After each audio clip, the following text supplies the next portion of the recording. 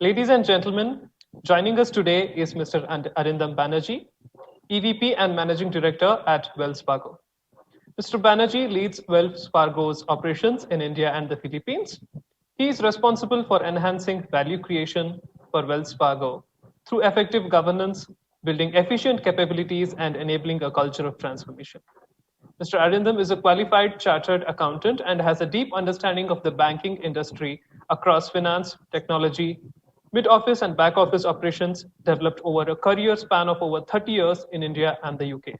Mr. Banerjee has also held various key positions at Ernst and Young, Deutsche Bank, JP Morgan Chase, among others. It is our privilege to have him with us this pleasant morning. I request Mr. Arindam Banerjee to kindly address the audience. Thank you, sir. Thank you for joining. Over to you for the address. Thank you, Akshay, and once again, apologies to everyone for the slight bit of a power trip, that situation we're having. Okay, at the outset, I'd really like to congratulate eVidyaloka for the 10 years of sort of selfless service that they have, provided to the community, and the progress that they have made in terms of in the field of rural education, and the amount of grassroots penetration that they have actually done. It is huge praise for them and how they've gone about it. I think the uniqueness of the approach, using mobile, I think these are things which in many ways, probably skipping generations, I do believe will pay a very rich dividend in the future, not just for the intended participants, but equally, I think it's the community uplift that will come over time, which I think will be great for the community, the country, and all of us in the corporates who are part of this community. It's really important for us to sustain over a long period of time. If we want to sort of make India and this every business that we do in this country, sustainable at scale, and which is continuously growing, right? So I do believe it's great, and big congratulations.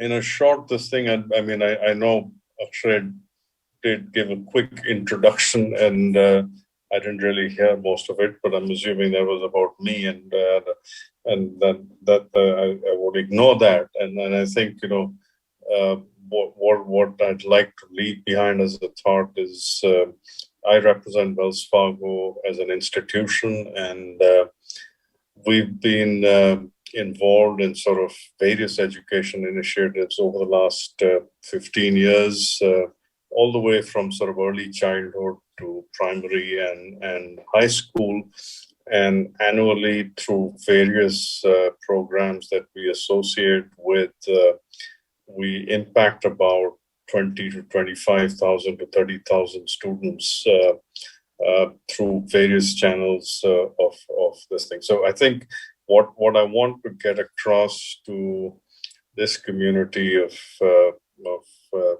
participants today is this: what the reason Wells Fargo is incredibly interested in seeing some of these educational initiatives go deeper and deeper with a wider scope is that we have an extremely strong belief that our business in India will be sustainable only if the community around it is sustainable, right? So it's not about just ring fencing the four walls of our office and in the sort of urban clusters that we live in. And yes, we've got over 25,000 employees in India now. But getting them into the office and making them work in that environment is only going to be sustainable over a period of time if the community around us actually sustains over a period of time. And that's one of the reasons why we look at community sort of investments and not really from the perspective of of a regulatory or a 2% or any kind of a legal requirement. It is held behind as it's basically held by a strong belief that we will involve ourselves in the community, because if the community sustains itself over not 5-10 years, but multiple decades, that's good for our business, and that's how we will sustain. And this has been these ethos have been behind sort of Wells Fargo, not just in India, but in the United States as well, where we're probably one of the largest sort of corporate donors in terms of associating with the community through various channels. I think the eVidyaloka approach, and I can't say that I'm hugely educated on it, but I would say, if we think about where education at various levels is going and the use of the mobile, I think there's the reach out into the rural communities has got to be based on a massive digital outreach, actually, which allows for better user experience.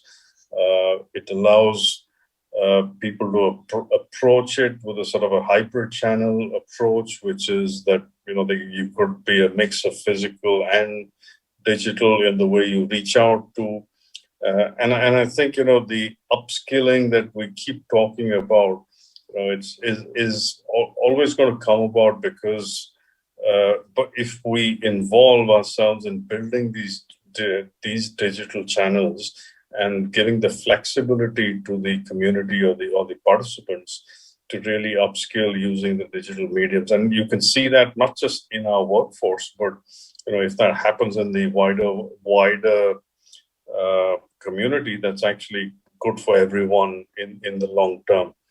I think the evolutions in technology will in some way enable a lot of that. The evolutions in the way sort of various sort of physical and digital models will enable that. So I feel very, very confident that the path that is being taken by eVidyaloka is actually going to be beneficial to the community, but equally to the corporate world in the long term, because that will give us the sustainability that we're looking for. Finally, I would say is that our reach out to the communities for education and skill building is always going to be very, very important for the evolution of India as a country, right? So, I mean, we've made tremendous progress as a country over a period of time, primarily because we have been able to leverage the intellectual capabilities or the academic capabilities or the skills that we have picked up in certain sectors, and we're well renowned in the world because of that, right? And I think there will be multiple skills which over time will come through. I think it is well recognized now that the skills which get rolled out across the community allows people to dream, right? And it allows people to actually take up opportunities for which the business would be the long-term beneficiaries of. And I think in the current environment and going forward, with the sort of demographic nature of countries in India or similar countries, there are a few others. It will become extremely important that skills are imparted, which allows us and communities to uplift themselves, and I'm sure they can, right? And that's the whole point I want to make, is that community upliftment through sort of partake of education at various levels, skills at various levels, in collaboration with not just the society as a whole, but equally with corporates, which ultimately are the employers of these skills, I think will help in the long term. So once again, I'd sort of say that big congratulations to eVidyaloka on the 10th year anniversary, but a topic which is very important to us, topic which is something which Wells Fargo stands for, and wish you all the very best over the next few decades. Thank you. Thank you, Mr. Banerjee. Alone we can do so little, together we can do so much. And as you rightly shared, development and sustainability for strong communities come through leadership from the industry with the right blend of courage, creativity, and capacity. Thank you for joining us today. Ladies and gentlemen, before we proceed to the panel discussion, we have a short video of our children's activities.